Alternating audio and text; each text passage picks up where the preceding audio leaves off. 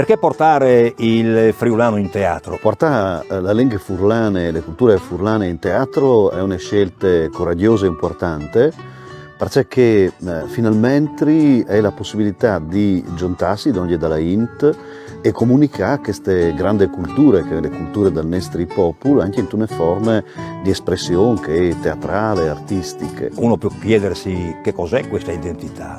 L'identità è tutto ciò che vive attorno a te, il quotidiano, insomma, il paese, la città, la gente, la famiglia, la lingua, l'amore, la religione. È il risultato della realtà in cui vivi che fa di te quello che sei. No?